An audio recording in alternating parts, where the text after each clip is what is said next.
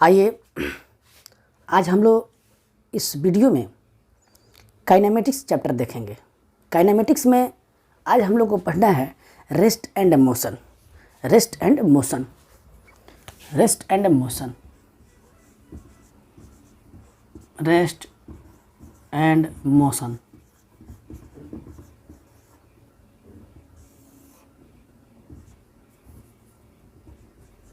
हिंदी में इसको कहेंगे विराम और गति, विराम और गति, रेस्ट एंड मोशन। तो ये हमको जानना है कि रेस्ट क्या है, मोशन क्या है। जनरली हम लोग अपने व्यवहार के जीवन में देखते हैं कि कोई बॉडी अगर रेस्ट में है तो रेस्ट में उसको कहते हैं रेस्ट। हम समझ रहे हैं कि विराम क्या है, गति क्या है, लेकिन थोड़ा सा एक टेक्निकल चीज़ है। किसी भी बॉडी को विराम में या गति में देखना है तो उसके लिए उसका फ्रेम ऑफ रेफरेंस तय करना होगा कि किस फ्रेम में कोई बॉडी जो है गति कर रही है। सबसे पहले गति का हम लोग जो है सिंपल जो है आइडेंटिटी देखेंगे कि गति होता क्या है। तो एक फिक्स्ड पॉइंट ले लेते हैं, एक फिक्स्ड पॉइंट, और इस फिक्स्ड पॉइंट के रेफरेंस में, इस फिक्स्ड पॉइंट के रेफरेंस में किसी बॉडी के स्थान में यदि अगर परिवर्तन हो, किसी बॉडी के पोजीशन में अगर परिवर्तन हो, चेंजिंग हो, तो बॉडी को रेस्ट में कहा जाएगा। और यदि किसी फिक्स्ड पॉइंट के रिस्पेक्ट में किसी बॉडी के पोजीशन में चेंजिंग ना हो तो उसे विराम में कहा जाएगा, रेस्ट में कहा जाएगा। तो इसका डेफिनेशन हम लोग बना सकते हैं कि the position of a body with respect to the fixed point are changed, then body are said to be in motion, and the position of a body with respect to the point are not changed, then body becomes in the rest position. अगर कोई पिंड किसी निश्चित बिंदु के सापेक्ष, यदि किसी पिंड के स्थान में निश्चित बिंदु के सापेक्ष परिवर्तन हो तो बॉडी को गति में कहा जाएगा। यदि किसी निश्चित बिंदु के सापेक्ष यदि किसी वस्तु के स्थान में परिवर्तन न हो तो वस्तु को विराम में कहा जाएगा। बात समझ में आ रही है कि यदि कोई पिंड है, अगर इस फिक्स्ड पॉइंट के रिस्पेक्ट में कोई पॉइंट यहाँ है, कोई बॉडी यहाँ है, कोई बॉडी यहाँ थी, फिर यहाँ चली गई, फिर यहाँ चली गई, फिर यहाँ चली गई, तो इसके रेस्पेक्ट में ये पोजीशन बॉडी का बार बार क्या हो रहा है, बदल रहा है। तो कहेंगे कि बॉडी क्या है, मोशन में है। और इस फिक्स्ड पॉइंट के रिस्पेक्ट में बॉडी के यदि अगर पोजीशन में कोई चेंजिंग ना हो, बॉडी यहाँ का यहाँ ही बना रहे, that mean body are said to be in rest. तो मोशन के और विराम, गति और विराम के बारे में आप लोग समझ गए होंगे कि गति और विराम क्या है। किसी बॉडी के, कोई बॉडी है और वह बॉडी किसी फिक्स्ड पॉइंट के रेस्पेक्ट में अपना पोजीशन बार बार चेंज जो है करती रहे तो बॉडी को मोशन में कहा जाएगा। और किसी बॉडी के पोजीशन में फिक्स्ड पॉइंट के रेस्पेक्ट में यदि अगर चेंजिंग ना आए तो बॉडी को विराम में कहा जाएगा। तो इसका डेफिनेशन हम लिख देते हैं, इसका डेफिनेशन मैं लिख देता हूँ। The position of A body is change with respect to the fixed point called motion, and the position of a body is not changed with respect to the fixed point called rest. देखिए हम लोग इस motion को और भी बेहतर ढंग से समझने के लिए एक फ्रेम ऑफ रेफरेंस लेते हैं। जैसे अर्थ है, अपना ये अर्थ हो गया, अर्थ। और आप जानते हो कि यदि अगर सन के रेस्पेक्ट में, यूनिवर्स के रेस्पेक्ट में अगर देखा जाए, सन के रेस्पेक्ट में, तो ये बॉडी हमेशा सन के अराउंड क्या करती है, मोशन करती रहती है। और हम लोग इस पर जो है, अगर आदमी कोई है, यहाँ कोई व्यक्ति इस पर है, सपोज दैट अर्थ पर, तो ये बतलाइए कि रात में अगर हम बेड पर सोए हैं तो मोशन में है कि नहीं है। तो मैं ये बोलूँगा कि सन के रेस्पेक्ट में हम लोग मोशन में हैं। बेड पर सोए हैं फिर भी हम लोग सन के रेस्पेक्ट में क्या कर रहे हैं, मोशन कर रहे हैं, क्योंकि हमारा अर्थ जो है वह सन के अराउंड में हमेशा मोशन में रहता है। और अर्थ पे जितने सारे बॉडीज़ होंगे वे सारे बॉडी क्या होंगे, मोशन में होंगे विथ रिस्पेक्ट टू द सन। लेकिन अर्थ के रेस्पेक्ट में तो रेस्ट में है। अगर अर्थ के रेस्पेक्ट में देखा जाए, अगर आप बेड पर सोए हो तो रेस्ट में हो। तो कहने का अर्थ है जैसे ट्रेन है, ट्रेन में हम बैठे हैं, ट्रेन में हम बैठे हैं और ट्रेन जो है गतिशील है या मोशन में है, तो कहने का अर्थ है कि ट्रेन के जो ट्रैक होता है उस ट्रैक के रेस्पेक्ट में तो मोशन में है, लेकिन ट्रेन के जो डब्बा है उस डब्बे के रेस्पेक्ट में हम लोग क्या हैं, रेस्ट में हैं। तो समझने वाली बात है कि रेस्ट एंड मोशन का एक फ्रेम ऑफ रेफरेंस होता है जिस पर हम लोग ये इन बातों को समझ सकते हैं कि बॉडी रेस्ट में है कि मोशन में है। बातें समझ गए होंगे रेस्ट एंड मोशन क्या है। आइए थोड़ा सा हम लोग देखते हैं कि डिस्टेंस और डिस्प्लेसमेंट पे क्या अंतर है। तो आइए डिस्टेंस और डिस्प्लेसमेंट को देखते हैं थोड़ा सा।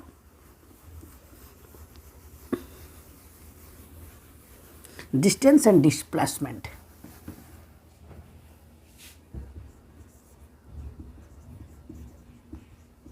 डिस्टेंस एंड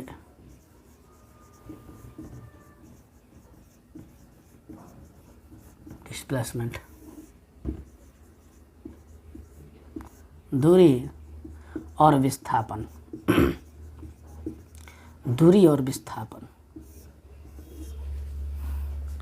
दूरी और विस्थापन क्या है, डिस्टेंस क्या है। कोई बॉडी है और बॉडी इस रोड पर चलते हुए यहाँ पर पहुँचती है। The length of path is called distance. The length of path, ये कोई पाथ है जिस पर बॉडी चल रही है और यहाँ पे मैं लिख दे रहा हूँ कि ये है आपका इनिशियल पॉइंट और ये आपका है फाइनल पॉइंट। तो कोई बॉडी है जो अपने इनिशियल पॉइंट से चलकर फाइनल पॉइंट पर पहुँचती है, तो जो भी पाथ होगा उस पाथ का लेंथ जो होगा उसको हम लोग डिस्टेंस कहेंगे। The length of path is called distance, यानी कि वस्तु के पथ की लंबाई को दूरी कहते हैं। यानी कि length of path is called distance.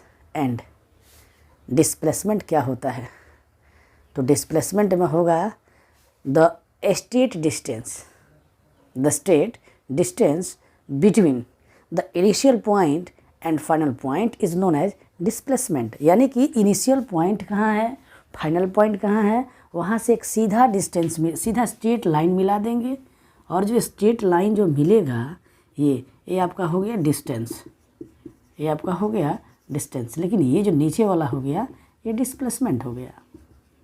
Displacement आप देख रहे हैं कि डिस्टेंस जो होता है वो पाथ का लेंथ होता है और जो डिस्प्लेसमेंट होता है वो केवल दो बातों पे डिपेंड करता है कि बॉडी कहाँ से स्टार्ट की है चलना और कहाँ रुकी हुई है। तो कहता है कि the initial point and the final point और उसके बीच का जो है स्ट्रेट डिस्टेंस होगा उसको डिस्प्लेसमेंट कहेंगे और लेंथ ऑफ पाथ जो होगा उसको डिस्टेंस कहेंगे।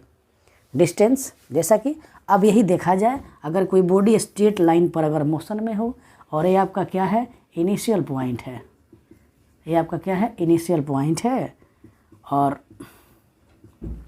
ये आपका क्या है, फाइनल पॉइंट है। तो मैं ये बोलना जो है चाह रहा हूँ कि इनिशियल पॉइंट और फाइनल पॉइंट के बीच का जो है length of path, path length is called distance. तो ये स्ट्रेट लाइन में अगर कोई बॉडी मोशन में है तो ये आपका डिस्टेंस हो गया, लेंथ ऑफ पाथ। और डिस्प्लेसमेंट क्या होता है कि इनिशियल पॉइंट और फाइनल पॉइंट के बीच का स्टेट डिस्टेंस जो है डिस्प्लेसमेंट होता है। तो डिस्प्लेसमेंट भी यही हो गया आपका डिस्प्लेसमेंट।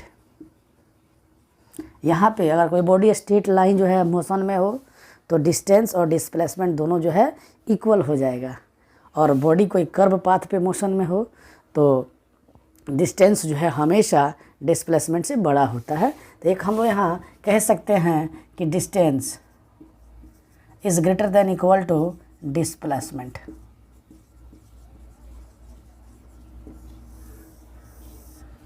आप देख सकते हैं, और कहा जाएगा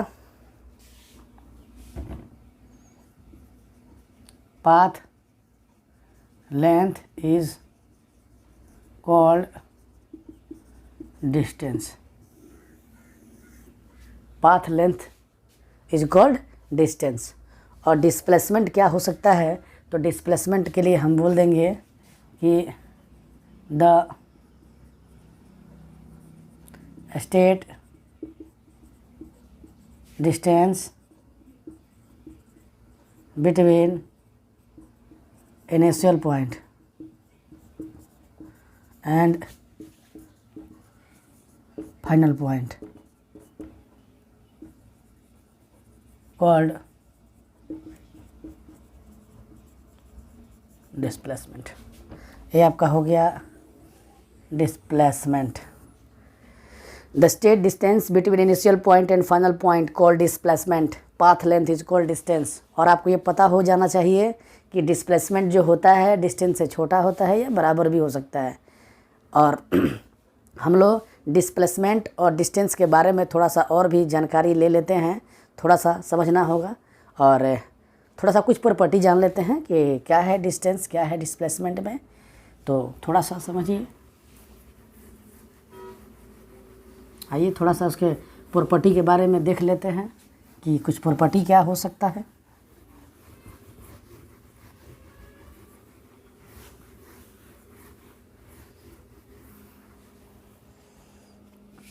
एक सर्कुलर पाथ हम ले लेते हैं, और सर्कुलर पाथ में और कोई बॉडी है जो यहाँ से चलना स्टार्ट की है, और ये आपका मान लेते हैं कि ये आपका क्या है, इनिशियल पॉइंट है, और बॉडी यहाँ से चल के यहाँ पर आ रही है। देखा जाए ये इनिशियल पॉइंट है, फाइनल पॉइंट है, ये आपका डिस्टेंस हो गया। ये आपका जो हुआ ये डिस्प्लेसमेंट हो गया। देख रहे हैं कि डिस्टेंस का जो वैल्यूज़ है वो डिस्प्लेसमेंट से बड़ा है। बॉडी यहाँ पर आ गई, तो आप देखिए कि ये आपका डिस्टेंस हो गया, और हाई आपका क्या हो गया, डिस्प्लेसमेंट हो गया। यहाँ पर बॉडी आ गई तो ये आपका डिस्टेंस हो गया, ये सीधा आपका डिस्प्लेसमेंट हो जाता है। लेकिन अब बाबू देख रहे हैं कि यहाँ पे डिस्टेंस भी बढ़ रहा है और डिस्प्लेसमेंट भी बढ़ रहा है when body are moving on the circular path. अगर कोई बॉडी अगर यहाँ से मूव करते हुए यहाँ पर आ जाए तो देखिए डिस्टेंस तो बढ़ रहा है लेकिन अब डिस्प्लेसमेंट घटने लगा। ये पूरा डिस्टेंस हो गया और यहाँ से ये डिस्प्लेसमेंट हो गया। बॉडी अगर चल के यहाँ पर आ जाए तो डिस्टेंस पूरा ये होगा और डिस्प्लेसमेंट ये हो जाएगा। बॉडी अगर चल के यहाँ पर आ जाए तो पूरा ये डिस्टेंस हो जाएगा, डिस्प्लेसमेंट ये हो जाएगा।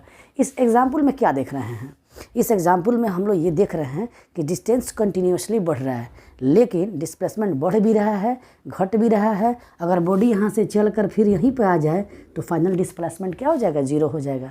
तो हम कह सकते हैं कि distance is always positive but displacement can be zero, can be positive, can be negative. यानी कि डिस्प्लेसमेंट पॉजिटिव भी होगा, नेगेटिव भी होगा, ज़ीरो भी होगा, but distance is always positive.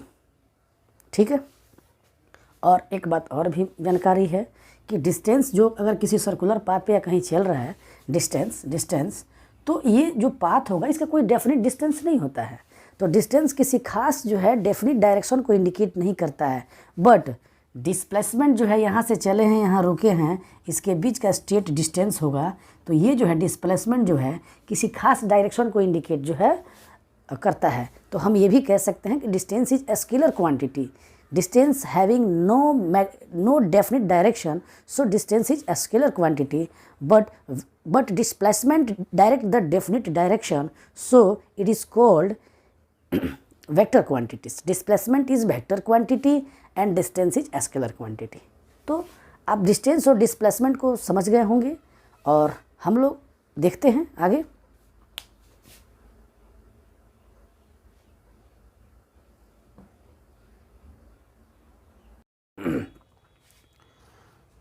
एक बार देखते हैं हम लोग कि डिस्टेंस एंड डिस्प्लेसमेंट, थोड़ा सा इसमें डेफिनेशन के साथ मैं थोड़ा सा मैं बतला देना चाहता हूँ कि path length is called distance, पथ की लंबाई को दूरी कहते हैं। The state distance between initial point and final point called displacement, प्रारंभिक और अंतिम स्थान के बीच की सीधी दूरी को विस्थापन कहते हैं। ठीक है। It is always positive, distance जो है हमेशा पॉजिटिव होता है, यह हमेशा धनात्मक होता है। It is positive, negative and zero, यह धनात्मक, ऋणात्मक और शून्य हो सकता है। विस्थापन धनात्मक भी हो सकता है, ऋणात्मक भी हो सकता है, शून्य भी हो सकता है, जैसा कि हम लोग पीछे एग्जाम्पल में देखे हुए हैं। और कहता है कि दूरी, it is a scalar quantity, distance is a scalar quantity because distance have no definite direction. कहता है कि दूरी जो है अदिश राशि होती है क्योंकि दूरी निश्चित दिशा को नहीं बतलाता है। और यहाँ पे देखा जाए displacement, it is vector quantity, विस्थापन सदिश राशि है, विस्थापन किसी निश्चित दिशा को क्या करता है, बतलाता है। ठीक है, तो हम लोग आगे देखते हैं।